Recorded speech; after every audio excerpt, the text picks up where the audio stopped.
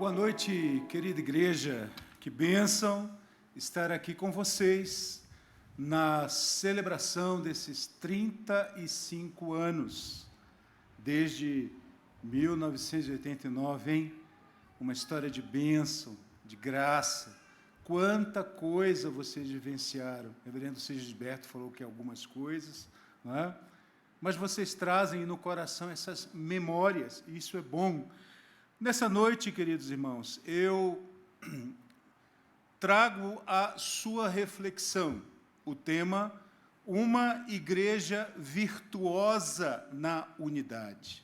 Que coisa boa pensarmos assim, hein? Então, eu quero convidá-los a que vocês abram suas Bíblias em Atos dos Apóstolos, capítulo 4. Nós vamos ler dos versos 32 ao verso 33. Atos dos Apóstolos, capítulo 4, dos versos 32 a 33. E eu começo lendo assim, amados irmãos: da multidão dos que creram, era um o coração e a alma. Ninguém considerava exclusivamente sua nenhuma das coisas que possuía. Tudo, porém, lhes era comum. Com grande poder, os apóstolos davam testemunho da ressurreição do Senhor Jesus, e em todos eles havia abundante graça. Louvado seja o Senhor, esta é a sua palavra. Por meio desta palavra, o Senhor edificará a sua igreja. Amém. Queridos irmãos, o Instituto Envisionar, um instituto dedicado a fazer pesquisa de igrejas, há mais ou menos 3 anos atrás, fez aqui no Brasil uma pesquisa ampla, onde ele pesquisou em mais de 1.000 igrejas de diferentes denominações, e no rol das perguntas que foram estabelecidas, que foram enviados para pastores, e esses pastores, então, divulgaram entre os membros de suas igrejas. Havia uma em particular que dizia assim: por que a igreja existe? Então, esta pergunta deveria ser respondida pelos membros das igrejas e também pelos pastores dessas mesmas igrejas. Interessante, irmãos, que dos membros pesquisados, os membros das igrejas, 89% disseram o seguinte: o propósito da igreja existir é para cuidar das minhas necessidades e da minha família. Para muitos, o papel do pastor é cuidar simplesmente manter felizes as ovelhas e satisfeitas, e principalmente aquelas que já estão no aprisco, e não perder muitas delas. Interessante também é que 11% desse universo pesquisado dos membros chegou a mais ou menos assim uma resposta. Preste atenção. O propósito da igreja é representar as virtudes do Senhor Deus no mundo e testemunhar a vitalidade do Evangelho no poder da ressurreição do Senhor Jesus Cristo. Algo mais ou menos assim. Apenas 11% de todo aquele universo de membros dessas mais de 1.000 igrejas pesquisadas chegou a mais ou menos essa resposta aproximada. Muito bem. Em seguida, foi apurado na pesquisa que esses pastores de mais de 1.000 igrejas, também a mesma pergunta foi dita a eles: pastores, por que a igreja existe? Surpreendentemente, os resultados foram exatamente o oposto, onde dos pastores entrevistados, 90% desse número de pastores disse que o propósito da igreja era ganhar o mundo, e apenas 10% deste número disseram que era para cuidar das necessidades dos membros. Interessante, irmãos, não é de admirar, olhando esses números, que existam tantos conflitos, confusão, estagnação em muitas igrejas. Não é verdade? Quando a gente olha a diferença dessas igrejas, a gente vê isso. Mas Igreja Presbiteriana do Cruzeiro, amada igreja, preste muita atenção. O ponto de partida de toda igreja deve ser essa pergunta: por que você existe como igreja? Por que a Igreja Presbiteriana do Cruzeiro existe? Até que a gente saiba para que a igreja serve, não teremos fundamentação, motivação, direção e unidade na nossa jornada. Andaremos em confusão, tentaremos acertar o alvo, mas sempre vamos errar. Isso vai gerar frustração, enfado, nós vamos desanimar na caminhada por não sermos focados num objetivo. Irmãos, o texto que nós lemos fala-nos de uma janela onde nós percebemos um pouco da vida diária da igreja primitiva. A igreja primitiva sabia porque eles existiam na história. Eles estavam unidos quanto a este propósito. É assim que o texto bíblico se apresenta diante dos nossos corações. Nós lemos o verso 32, que nos diz: da multidão dos que creram, era um o coração e a alma. Amados, o Senhor Jesus Cristo chamou discípulos para, então, transformá-los em testemunhas que não viveriam para si mesmos, mas para uma vida de aliança, adoração e serviço, para cumprir a grande comissão na sua própria geração. Então, quando nós olhamos para o impacto destas palavras e para a abrangência desses significados, como igreja, a Igreja Presbiteriana do Cruzeiro é chamada diante do Deus vivo para pregar o Evangelho, para cumprir a grande comissão na sua própria geração, no lugar onde ela está plantada, onde cada membro desta igreja precisa ser uma carta viva, conhecida e lida por todos. Sabe o que me emociona todas as vezes que eu olho estes cenários que a gente vê aqui da igreja primitiva? É que aqueles irmãos e irmãs, vivendo com tanto aperto, vivendo sob uma violência estatal muito grande, eles eram pressionados pelo Império Romano, eles eram perseguidos pelos judeus, eles eram perseguidos por toda a gente que se colocava como inimigo do cristianismo.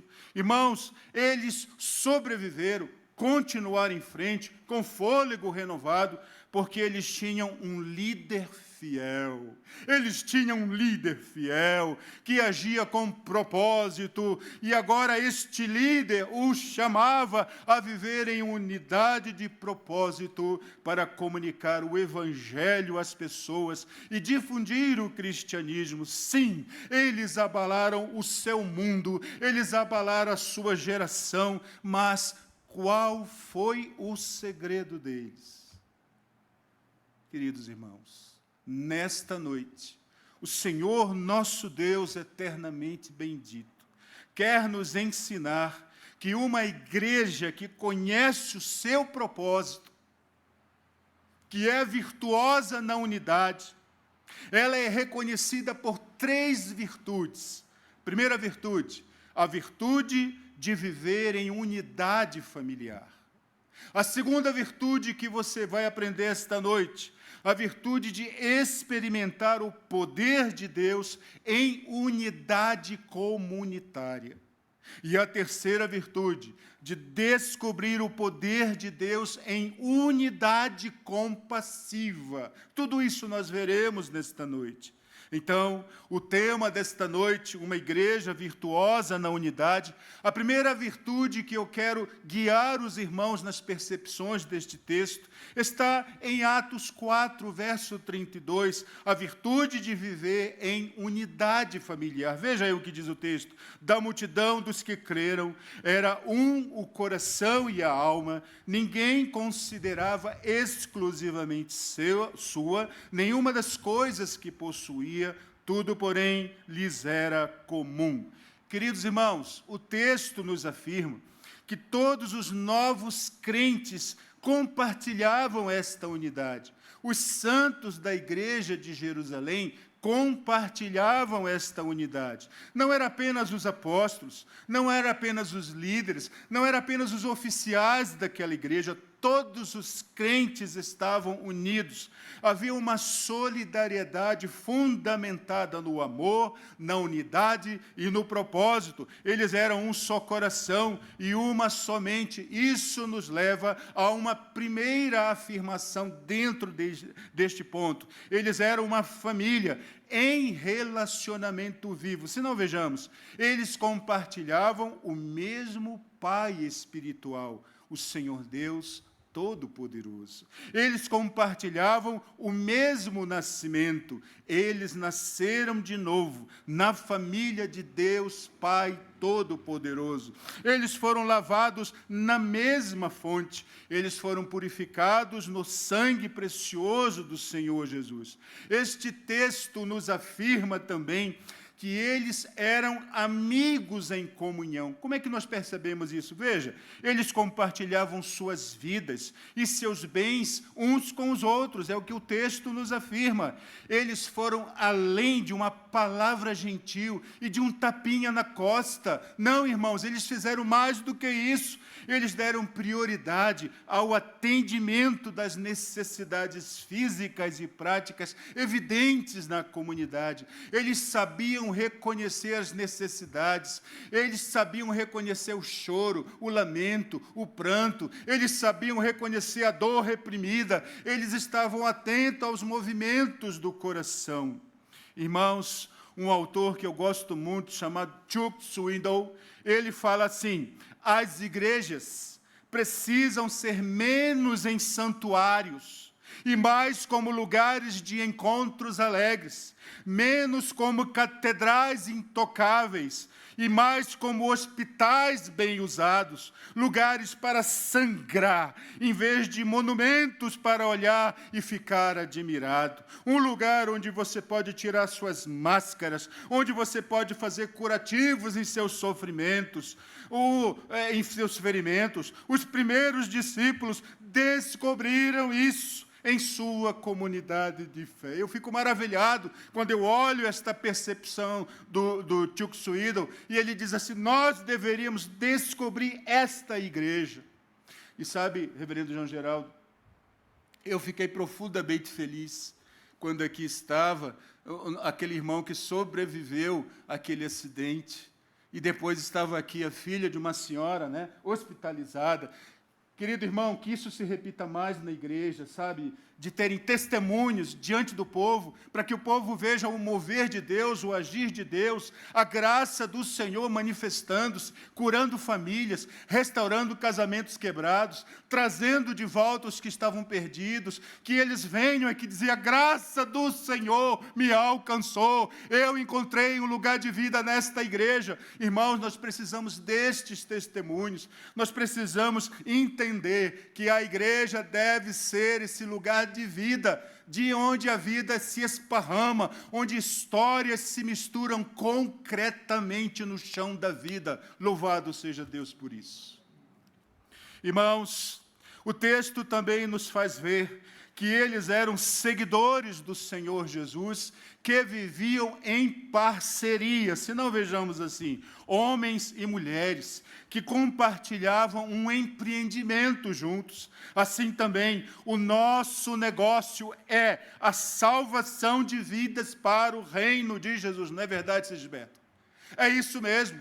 Qual é o nosso negócio? O nosso negócio é promover a lealdade a Jesus, é formarmos uma família de muitos filhos semelhantes a Jesus. Nós deveríamos empenhar a nossa vida neste projeto, deveríamos fazer da nossa vida o nosso maior empenho, a nossa maior paixão, ser voltada para isto. Eles não se reuniam apenas para reuniões familiares, ou para garantir que as suas necessidades físicas fossem atendidas. Irmãos, aquele povo do primeiro século, eles se uniram para atender um objetivo. Esses homens e essas mulheres foram parceiros no alcance do seu mundo para o Senhor Jesus Cristo. Eles não ficaram apenas na sua conveniência, irmã Graça, conforto, apoio. Preste atenção nisso, queridos irmãos. Eles viveram para alcançar aqueles que ainda não estavam ligados a eles. Perceba isso. Os membros de uma igreja, portanto, olha isso, são um grupo de pessoas de diversas origens, que vêm de várias histórias, que vêm de diversas experiências, mas sabe, irmãos, eles viveram para alcançar aqueles que ainda não estavam ligados a eles. Assim, a Igreja Presbiteriana do Cruzeiro, mesmo tendo tantas pessoas com histórias diferentes, com origens diferentes, com objetivos diferentes, vocês devem se unir num único propósito: comunicar o Evangelho, trazer o máximo de pessoas a partir de você mesmo, do seu testemunho, apresentá-las ao Senhor. Pense nisso, essa deveria ser a sua missão e a sua paixão. Este propósito, irmãos, esse belo propósito que o Senhor planta no nosso coração, é para aprendermos a cooperarmos juntos, para irmos além dos nossos muros, sabe, da nossa independência, como bem falou aqui o reverendo Sigisberto, né? Das nossas tribos isoladas. Nós tínhamos que nos mostrar o coração, romper os nossos muros, as nossas cercas, abrir a alma e o coração, sabe, para que outros possam conhecer o amor do Senhor Jesus Cristo. O nosso negócio, irmãos, é salvar vidas. É promover esse compromisso leal, firme, é esse esforço que é bem mais realizado quando nós entendemos que somos uma família de amigos em parceria uns com os outros. Eu lembro, irmãos, de uma história real que aconteceu quando várias famílias que eram muito amigas entre si, uma vez decidiram que eles precisavam fazer um piquenique ao ar livre, para sedimentar mais a sua comunhão. Então, eles combinaram e marcaram o dia e foram para um local onde havia áreas de churrasqueira, mesas, mas este local era cercado com uma vegetação que ela crescida, ela ficava até a altura mais ou menos próximo do peito, né? Então, era um mato mais alto. E lá pelas tantas, essas várias famílias brincando, uma das menininhas de uma família se perdeu. Ela sai, ela entra no mato e já não sabe mais como voltar. Ela se perdeu dentro do mato. E o que acontece então? Ela tentou sair, não achou, de tão cansada a bichinha deitou e adormeceu no meio daquele mato. Depois do almoço, então, mais ou menos assim, as crianças brincando, e aí alguém pergunta assim, mas você viu a menininha fulano de tal? Ninguém viu. Aquela família, então, foi procurar desesperada, a família foi procurar, não achou. Entraram pelo mato e ninguém achou nada. Acionaram as outras famílias para procurar, e todo mundo foi em várias direções, ninguém conseguiu achar aquela menina, até que uma garotinha teve uma ideia. Olha, vamos todos dar as mãos e vamos caminhar em linha reta para frente. Depois a gente volta, depois a gente muda de direção e vai para a esquerda, vai para a direita, mas ninguém solta a mão, vamos todo mundo caminhar juntos. E nessa caminhada, já anoitecendo, alguém passando por aquele mato chuta um obstáculo, ele para, ele olha a menininha que estava deitada. Então ele chama, todos vêm e se unem em torno, e a mãe então restaura para si a sua filha. Ah, meus irmãos, Igreja Presbiteriana do Cruzeiro, aprenda este princípio vital. A igreja é uma família de muitos filhos semelhantes ao Senhor Jesus Cristo. Uma família de amigos em parceria uns com os outros, vivendo em unidade familiar. Agora veja, se a Igreja Presbiteriana do Cruzeiro aprender a viver em unidade, o que vai acontecer, semelhante à garotinha dessa história, é que vocês vão aprender a resgatar os perdidos e os desgarrados da família da fé. Nós só reencontramos os perdidos se nós andarmos em unidade, se nós aprendermos este caminho, se nós atenuarmos as nossas diferenças, se nós partirmos com fé, crendo que o Senhor nos ajudará enquanto caminharmos em unidade. Louvado seja Deus. Você lembra o tema desta mensagem? Uma igreja virtuosa na unidade? Pois bem, a segunda virtude que nós temos a falar esta noite, para a orientação do seu coração, é a virtude de experimentar o poder de Deus em unidade comunitária. Lemos na primeira parte do verso 33 do capítulo 4, que nos diz assim: com grande poder, os apóstolos davam testemunho da ressurreição do Senhor Jesus. Irmãos, os primeiros discípulos, como vimos, viviam com um propósito, tinham foco concentrado, semelhante a um laser, né? Eu gosto muito de brincar com laser. Quando eu tinha um laser, né, eu gostava de focar, se os cachorros ficavam doidinhos, né? Pesquisando aquilo. Minha filha está ali, está balançando a cabeça, isso não é coisa boa de fazer, viu, gente? Então, gente, o propósito é o poder que impulsiona o motor da vida.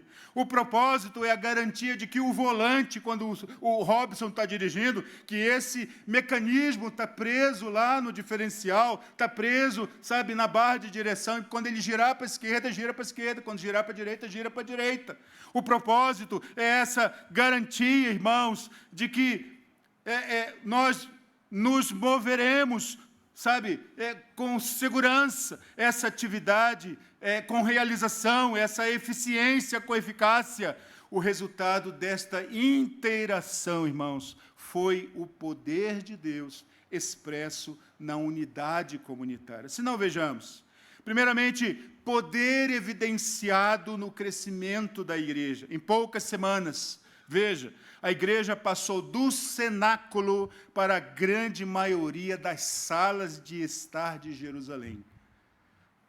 Só não foi toda, reverendo Marconi, porque tinha algumas salas que eram dos fariseus, dos sacerdotes, dos inimigos da fé, que não admitiam a igreja, né?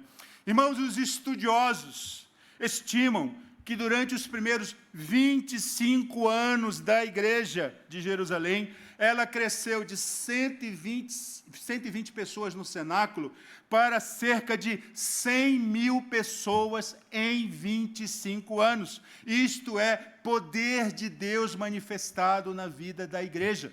Não há outra explicação. O poder foi evidenciado também, meus irmãos, pela sua capacidade de resistir aos ataques satânicos. Veja bem, entenda uma coisa que vai ser dita.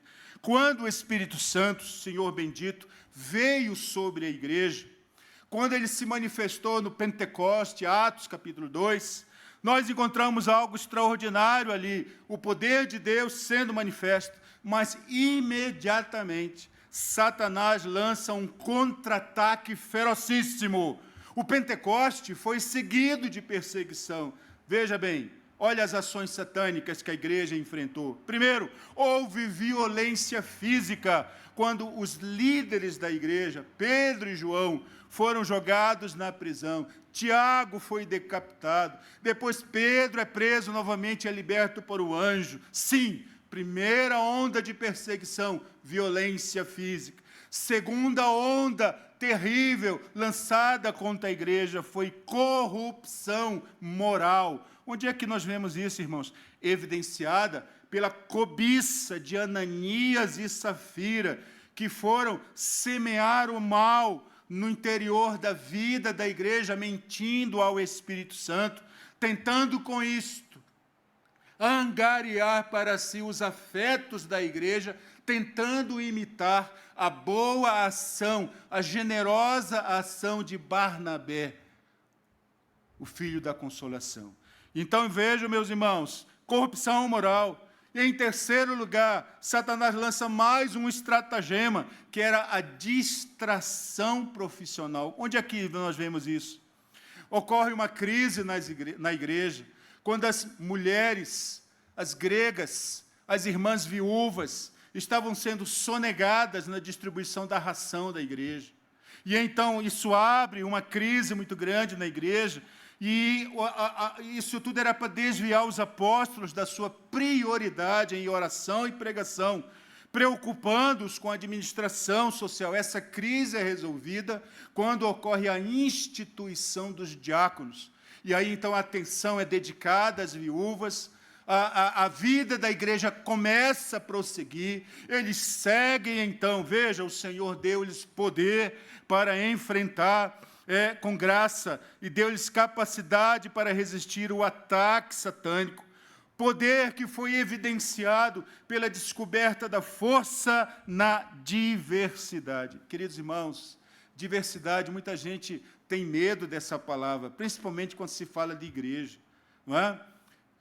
Eu entendo muito o que o reverendo Sigisberto quis dizer aqui, há um relativo comodismo da nossa parte, em não querer que a igreja cresça muito, em querer apenas que a gente fique só com os nossos números, que a gente fique somente com as pessoas que a gente conhece, que a gente fique apenas com as pessoas que a gente já está acostumado. Toda vez que chega alguém diferente na igreja, a gente fica meio desconfiado se vale a pena investir ou não no relacionamento. Deixe-me dizer-lhes uma coisa, o Senhor da igreja quer que a gente perca os nossos medos, quer que a gente abra o coração, quer que a gente acolha o diferente, quer que a gente acolha as pessoas que estão vindo aqui, porque é Ele que está trazendo. A igreja precisa se adequar a isso, a igreja precisa confiar no poder de Deus, que ela vai dilatar o nosso coração, que ela vai nos dar a capacidade de receber essas pessoas. Amados irmãos, os primeiros cristãos lá de Jerusalém rapidamente perceberam que a sua diversidade, a igreja estava crescendo, lembre-se disso. Ela poderia ser uma fonte de divisão, ou ela poderia ser uma fonte de poder. Eles resolveram confiar no Senhor e dizer, Senhor, nos abençoe no crescimento desta igreja. E sabe o que aconteceu? Eles perceberam que eles não eram todos iguais. Havia uma infinidade de opiniões, uma grande variedade de dons, mas eles foram encontrando formas de integrar as suas diferenças num todo sinfônico, para criar uma unidade de espírito, de identidade, de propósito, cujo centro unificador era o ressurreto Senhor Jesus Cristo, o Senhor da igreja. Em suma, parecia uma sinfonia. Eles podem ter tocado notas diferentes das pessoas sentadas ao lado dele na igreja, mas a variedade e a diversidade que era um som magnífico, muito mais magnífico do que se todos eles tivessem tocado o mesmo instrumento, a mesma nota, não teria sido bonito. Irmãos, eu lembro da minha chegada aqui em Brasília, vindo de Belo Horizonte. Cheguei aqui com a minha família, reverendo João Geraldo, em 2003. Vim para trabalhar no centro de controle aqui de Brasília. Interessante, meus irmãos, que com 3 anos de Brasília, eu e minha esposa ganhamos convites para, na Semana da Pátria, assistir uma audição da Orquestra Sinfônica no Teatro Nacional, no Auditório Cláudio Santoro. Ô Daniel, pensa numa pessoa assim que ficou uma semana toda sonhando com aquilo. Eu. Entendeu? E aí, quando foi no dia, nós chegamos 2 horas antes. Olha a expectativa. Não tinha ninguém. E aí eu lembro que eu e Sara, minha esposa, nós sentamos ali, e aí a Sara escolheu o lugar, eu sentei do lado dela, eu não aguentei, eu saí, sentei lá embaixo, depois fui para a esquerda, depois fui para a direita, eu subi mais alto. Eu estava tentando achar, mais ou menos, antes de começar tudo, qual seria o melhor lugar da melhor acústica. E a minha esposa assim, olhando para mim assim, sabe? Aí eu olhei para ela e falei assim, olha, quando você aquietar, aí eu vou sentar do seu lado. Entendeu? Simples assim. E aí, quando eu defini o local, minha esposa sentou do meu lado, e aí a gente foi vendo o movimento lá no palco acontecendo. Primeiramente, chegou a pessoa que limpava os bancos. Misael, uma pessoa lá chegou, limpou todos os bancos. Depois foi feito o teste da iluminação, determinados faixos, holofotes, desligava, ligava em ponto-chave, em cima dos solistas, onde seria desenvolvido aquela peça musical. E aí, então, chegaram os músicos. Eu lembro disso com vívida lembrança, reverendo. Chegaram os músicos, e eles foram sentando nas suas cadeiras, e eles começaram a tocar os seus instrumentos, e aquela bagunça, eu não entendia nada daquele negócio, e aquele negócio tocando, e os metais, os tambores, os tímpanos, os trompetes, né, os violinos, o piano, tudo tocando notas assim, e eu, gente, mas que coisa maravilhosa isso, tomara que esse negócio comece logo. E aí, então, irmãos, entra o primeiro violino, que era o principal solista da orquestra. Ele entra, ele coloca o violino no braço e estava combinado deles tocarem harmonicamente a mesma nota em diferentes instrumentos. Quando ele toca aquela nota, a orquestra toda toca. Aí, irmãos, eu chorei, viu? Eu chorei emocionado, e eu entendi o que é essa unidade sinfônica. É assim que Deus vê a sua igreja. Nós somos diferentes, nós temos diferentes histórias, diferentes perspectivas. Às vezes a gente acha que não está dando nada, mas Deus, o Senhor da igreja, o bendito tapeceiro, que fez a tapeçaria da sua vida, que tem a linha da sua vida nas suas mãos, Ele está vendo as nossas ações, e para Ele, em Cristo Jesus, nós somos esta sinfonia bendita que Ele acolhe. E aí, irmãos, entra o maestro. E quando o maestro entrou, todos se levantam. E ele então saúda o público. Gente, e foi 2 horas de um profundo deleite. Eu fiquei emocionadíssimo. Então, isto é para dizer aos irmãos, compartilhando um pouco dessa minha experiência com a orquestra sinfônica, Deus nos vê assim. Nós somos uma orquestra diferente, cada um tem um instrumento na mão. Você acha que você está tocando sozinho, você às vezes reclama porque está tocando sozinho, mas o Senhor está ouvindo as notas de cada instrumento que nós tocamos para Ele, com os dons que Ele nos deu, com a capacidade que Ele nos deu, com a habilidade que Ele nos deu. Sim, nós somos essa orquestra bendita do Senhor. Cada igreja, não importa o tamanho dela, é vista por Deus como esta unidade sinfônica. Louvado seja o Senhor. Lembra do tema desta mensagem? Uma igreja virtuosa na unidade? A terceira virtude que eu quero que você pense comigo é que eles tiveram, então, a virtude de descobrir o poder de Deus em unidade compassiva. Lemos na última parte do verso 33 que diz: e em todos eles havia abundante graça. Irmãos, vimos aqui que os primeiros discípulos viviam com um propósito. Vimos aqui ao longo desta mensagem que o resultado desta interação foi o poder de Deus expresso em unidade comunitária, sinfônica, que promoveu crescimento saudável, resiliência no sofrimento, firmeza nas dificuldades morais e foco concentrado na missão de evangelizar. Tudo isto, irmãos, levou a que o favor do Senhor, a boa mão do Senhor, evidenciasse nesta comunidade a fé frutífera, o amor operoso e a esperança firme na igreja. Então, irmãos, como os primeiros discípulos tinham este propósito unificado e estavam comprometidos com a tarefa de alcançar o mundo com o evangelho do Senhor Jesus Cristo, irmãos, o Senhor Deus sorriu para eles com favor compassivo. Graça foi dada a esta igreja para que eles pudessem, então, evidenciar com grande testemunho a graça que havia neles mesmos como presença do Senhor. Se não, vejamos, porque eles foram generosos, Deus foi generoso com eles. Porque o coração deles se moveu em compaixão pelos necessitados, Deus se moveu em compaixão por suas necessidades e lutas fiéis. Porque eles tinham em alta estima o propósito do Senhor Jesus Cristo, Deus os tinha em alta estima. Irmãos, à luz disso tudo, é muito razoável nós supormos aqui que, tanto para indivíduos como para igrejas, existe uma correlação direta entre a nossa fidelidade ao plano de Deus e o favor do Senhor em nossas vidas. Não é verdade, quando a gente pensa isso? Então, irmãos, se nós quisermos experimentar as bênçãos de Deus, nós precisamos manter a unidade sendo obedientes ao seu propósito e encontrando a nossa alegria no serviço cristão. Então, a pergunta que não quer calar a todos nós nesta noite é: como é que a gente faz isso mesmo? Ou como é que a gente vive isso mesmo, sendo o corpo de Cristo?